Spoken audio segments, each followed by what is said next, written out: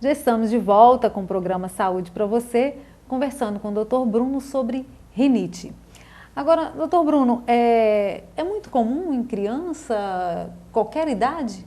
Ah, sim, com certeza as rinites, acho que é a doença das mais prevalentes no corpo humano e os diversos tipos de rinite, né, principalmente a rinite alérgica. Então, como eu falei antes, até no nenenzinho você já pode dar esse diagnóstico, saber se vai ser alérgica pela história familiar, por alguns tipos de exame que pode ser feito desde o nenenzinho, até no idoso, uma pessoa mais velha, você tem, eu acho que em todas as faixas etárias, sexo masculino e feminino não tem distinção. Muita gente mesmo com esse tipo de sintoma e a tendência pela vida moderna que a gente tem, pelo fato de hoje em dia as pessoas ficarem muito em lugares fechados, não ter aquela exposição que tinha antigamente, aquela super proteção que às vezes já tem teorias mostrando isso aí, que é essa teoria da higiene, né? A gente tem que estar tudo certinho, tudo, não pode encostar nada, não pode cair nada no chão.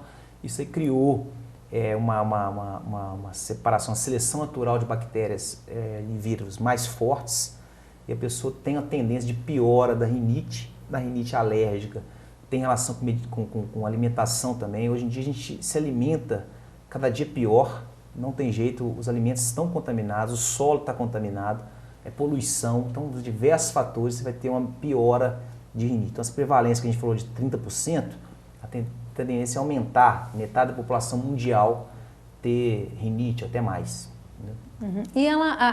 E os sintomas, eles podem aparecer a qualquer momento da vida, qualquer idade? Exatamente, qualquer idade. A pessoa às vezes não tinha nada, agora eu comecei com o meu nariz entupido, com coriza o tempo todo, espirro, eu melhoro e pioro, eu tomo remédio e não melhora. Pode, em qualquer época da vida, ter algum tipo de sintoma desse tipo. Agora, Bruno, quais os sintomas da rinite? O que difere ela de outra doença? Então, na rinite, como a gente falou, é a inflamação da mucosa do nariz. Então, você tem os sintomas, como eu falei, que variam em cada pessoa. Tem gente que vai ter mais coriza, nariz escorrendo, aquela coriza hialina, tipo água de rocha. Tem gente que vai ter mais sintomas obstrutivos, né? De obstrução nasal, ficar entupido, que é a pior rinite que tem. Quando a rinite é aquela que sai, né? Aquela coriza toda, você tem menos problemas do que essa obstrutiva, que é até mais difícil de tratar. E você pode ter espirros com frequência, acordar espirrando, e os sintomas são muito variáveis de acordo com cada pessoa, mas basicamente isso. Você tem as complicações, que a gente vai falar da rinite, né? Mas os sintomas básicos é espirro, coriza e coceira do nariz, que a pessoa vai ter assim com uma certa frequência. Agora, o diagnóstico, doutor Bruno, nesse caso, é complicado ou não? Não, o diagnóstico ele é basicamente clínico, né, Marinalva? Qualquer médico assim está apto, não precisa ser especialista, a dar um diagnóstico de rinite.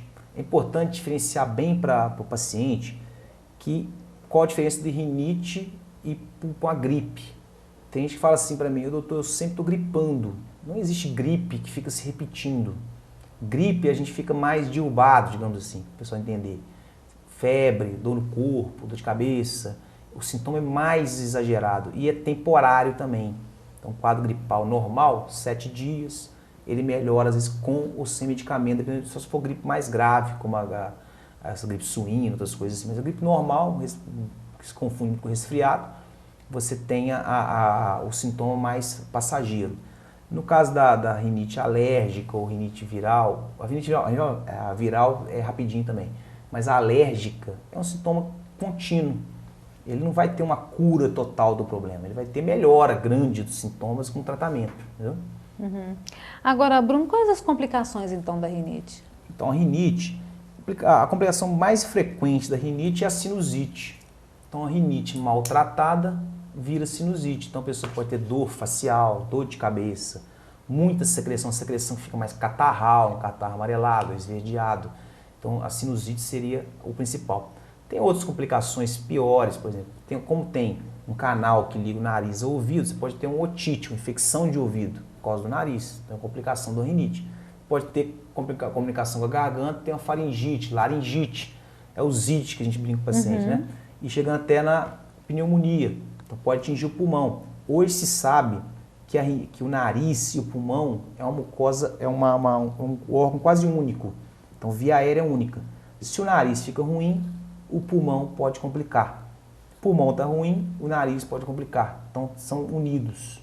E hoje em dia, assim, depois que eu fiz a parte de alergia, hoje em dia eu vejo as duas coisas mais com frequência, porque foi descoberto isso há meio pouco tempo.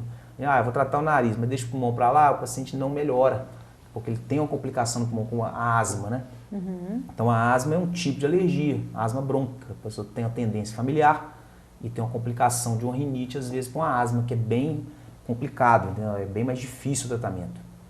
Agora, Bruno, qual que é o tratamento, então, da rinite? Tem cura? Então, cura total, mas não. Acredita-se que, assim, com a imunoterapia evoluindo cada vez mais, que são as vacinas que os pacientes falam, você chegaria perto da cura. Hoje em dia, na OMS, Organização Mundial de Saúde, eles colocam no próprio site deles que a única forma de você mudar a história do alérgico é fazendo imunoterapia. O restante são medicamentos sintomáticos. Então, ele vai tomar remédio antialérgico, ele vai usar aqueles sprays que a gente passa para o nariz, que são muito eficazes, mas não vai curar, porque depende do clima, depende do ambiente que ele esteja.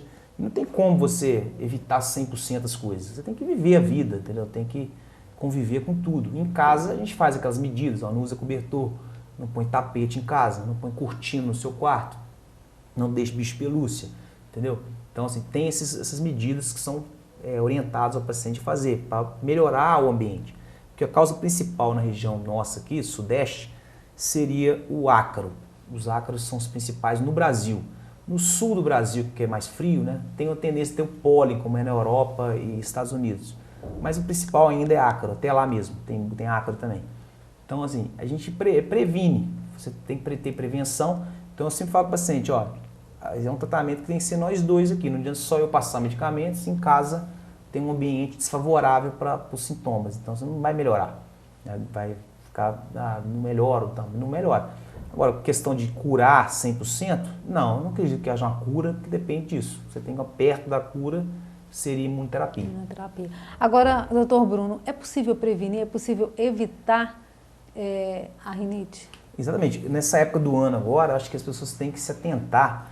Primeiramente, quem tem rinite alérgica tem que começar a tratar por volta de maio, junho, durante todo esse período do outono e inverno. Então, tratamento a longo prazo.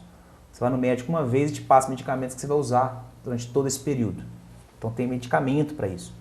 Agora, em casa, é que eu falei, lavar as mãos, fazer essas medidas ambientais que são feitas ali, hidratar bastante, beber água, a prática de atividades físicas, isso é recomendado, entendeu? Tem que fazer alguma coisa, não pode ficar parado em casa.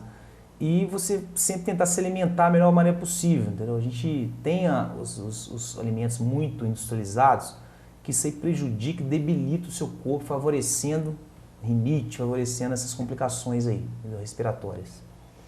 Ok. Agradeço a sua participação, doutor, muito obrigado, no nosso programa hoje. Tá? Ok. Tá, então, mais uma dica do programa Saúde para você.